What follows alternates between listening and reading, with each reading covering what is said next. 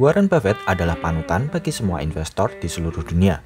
Tapi tahukah kamu jika investor sekelas beliau pun ternyata bisa melakukan kesalahan dan tidak mempraktekkan nasihatnya sendiri? Di video ini kita akan mempelajari Warren Buffett dari sisi yang lain.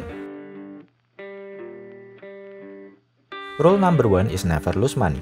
Rule number 2 is never forget rule number 1. Ini adalah rule dari Warren Buffett yang sering kita dengar, tapi nyatanya beliau juga bisa mengalami kerugian besar seperti saat beliau membeli Precision Castparts, sebuah perusahaan spare part dan pembuat komponen berat di industri penerbangan dengan deal di sekitar 37 billion dolar. Ini adalah deal terbesarnya Berkshire Hathaway dalam beberapa tahun terakhir. Warren Buffett melalui annual letter mengakui kesalahannya ketika memvaluasi perusahaan ini yang pada saat itu menurutnya merupakan sebuah perusahaan yang bagus dengan harga yang tepat. Tapi sayangnya beberapa tahun setelahnya, Precision Castparts mengalami penurunan hampir 11 billion dolar setelah pandemi menyerang industri penerbangan yang membuat bisnis perusahaan ini harus memberhentikan 13.000 pekerja atau sekitar 40% dari total tenaga kerja. Bukan hanya itu, penjualan tahun 2020 turun menjadi 7,3 billion dolar atau terendah sejak 2011. Mungkin kesalahan Warren Buffett adalah ketika beliau membeli perusahaan di industri penerbangan, industri yang marginnya tipis dan rawan bangkrut jika terjadi pandemi. Pelajarannya bagi kita adalah kita harus membeli perusahaan yang berada di industri yang tahan banting di segala cuaca. Teman-teman amati saja pasca pandemi, bisnis-bisnis apa saja yang tetap bertahan dan bahkan malah cuan ketika ada pandemi di 2020 yang lalu. Buffett juga membuat kesalahan serupa dengan Precision Castparts saat membeli Kraft di 2013 yang kemudian dimerger dengan Heinz. Kraft Heinz adalah salah satu kesalahan valuasi yang diakui beliau. Saat Buffett memprediksi Kraft Heinz mampu menghasilkan revenue 107 billion dolar, nyatanya Kraft Heinz hanya mampu menghasilkan 6,5 billion dolar saja per kuartal.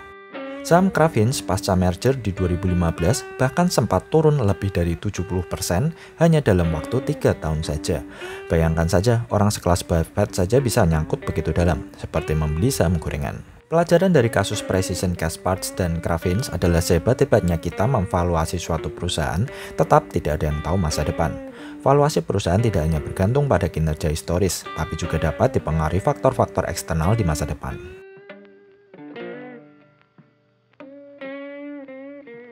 Sebelum pandemi di 2020 menyerang, salah satu industri favorit Warren Buffett adalah airlines. Kala itu, Buffett memiliki 4 saham besar di industri ini, Delta Airlines, United Airlines, American Airlines, dan Southwest Airlines.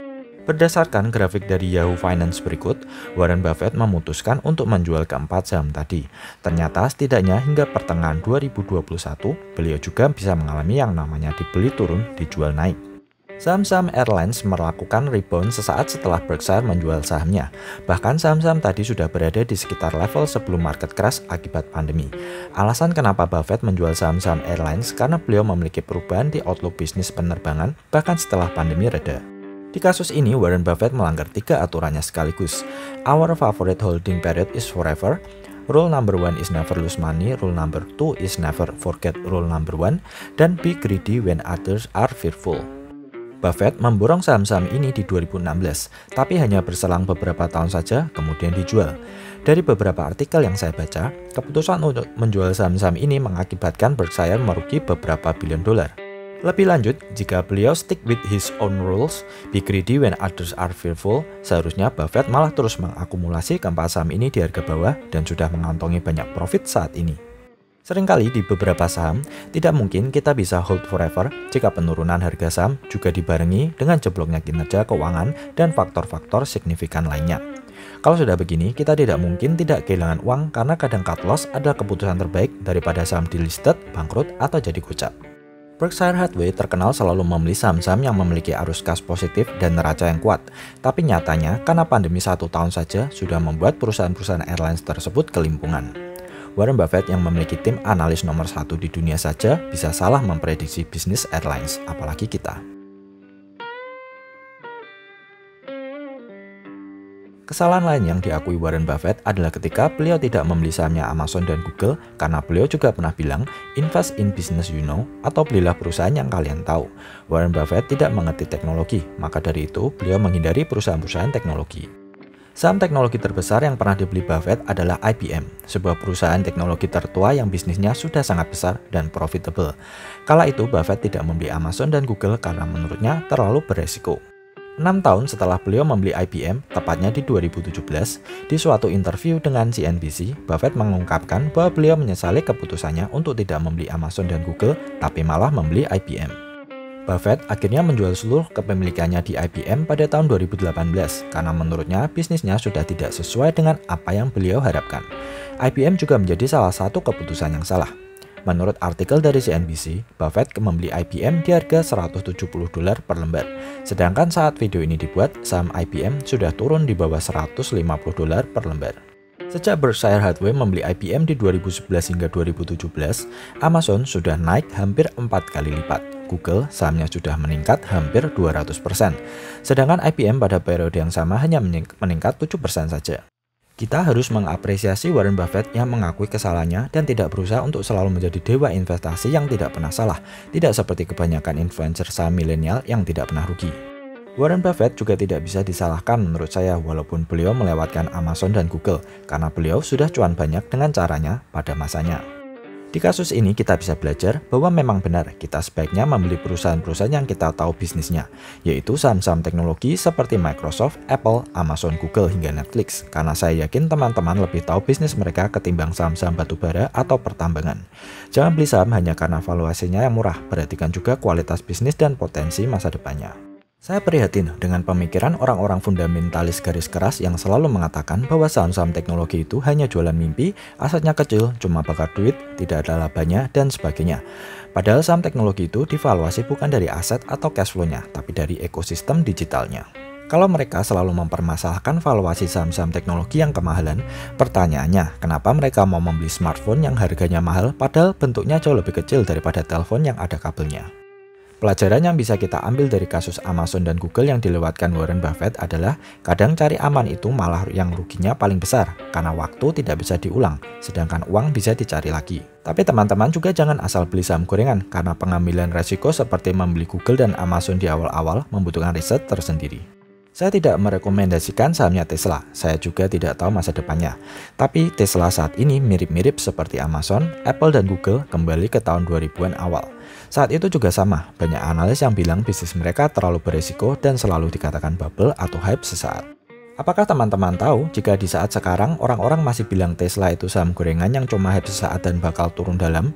Jika teman-teman setuju dengan visinya Elon Musk dan berani ambil resiko beli di awal-awal Tesla IPO di 2010 yang lalu, maka per akhir 2020 investasi teman-teman sudah menghasilkan return 20.000%.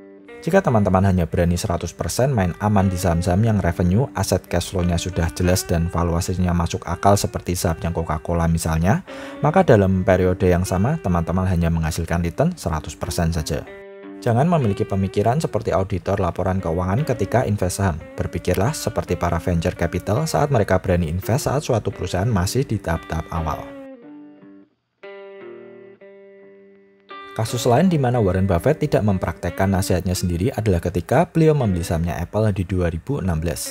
Nasihat Warren Buffett yang paling terkenal adalah don't put all your eggs in one basket, atau artinya kita harus melakukan diversifikasi. Nyatanya, kini saham Apple memiliki porsi sekitar 40% sendiri di dalam portfolio Berkshire Hathaway. Sekilas ini bukan diversifikasi yang sebagian besar investor pemula pahami. Mirip dengan Amazon dan Google tadi, Buffett juga melewatkan Apple, perusahaan teknologi yang sudah naik lebih dari 2000% jika dihitung dari titik tertinggi .com bubble di 2000 hingga di 2016 di mana Berkshire mulai membeli sahamnya Apple. Untuk kasus Apple, menurut saya ini agak rancu karena Warren Buffett di lain waktu juga pernah berkata bahwa beliau tidak menyukai diversifikasi. Lebih lanjut, beliau juga mengatakan bahwa diversifikasi hanya bagi mereka yang tidak tahu apa yang mereka beli. Nah, pelajarannya, kita jangan telan mentah-mentah nasihat yang kita pelajari. Kita juga harus memahami nasihat tersebut lebih dalam lagi.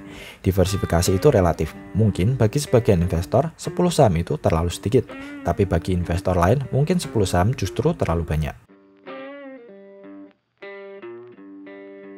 Warren Buffett pernah mengatakan bahwa beliau selalu menghindari membeli perusahaan yang baru go public. Terakhir, beliau pernah membeli Ford saat IPO di 1956. Sekali lagi, Warren Buffett keluar dari strategi lamanya dengan membeli Snowflake saat IPO di 2020 yang lalu. Snowflake adalah perusahaan data berbasis AI yang saat debut di hari pertama, sahamnya langsung meroket 111% dan membuat Buffett mendapatkan keuntungan lebih dari $800 miliar di hari pertama IPO. Video ini saya buat agar teman-teman juga bisa mempelajari Warren Buffett dari sisi yang berbeda. Jadi teman-teman jangan sampai beranggapan jika seorang investor terhebat seperti Warren Buffett tidak pernah melakukan kesalahan. Maka dari itu, jika investasi teman-teman tidak memuaskan, mungkin ada beberapa prinsip atau style investasi teman-teman yang memang tidak sesuai atau sudah tidak relevan lagi dengan kondisi market saat ini. Jangan memenjarakan seseorang karena nasihatnya sendiri. Investor yang bijak tidak kaku. Kita juga harus seperti air dan terus beradaptasi dengan kondisi market saat itu. Lakukan apa yang menurut teman-teman menguntungkan dan sesuai dengan karakter dan tujuan investasi masing-masing. Cara sukses Warren Buffett, Peter Lynch, hingga Lu Keng Hong tidak bisa menjamin kesuksesan teman-teman. Di dunia ini tidak ada yang bisa menasihati kamu kecuali pengalamanmu sendiri.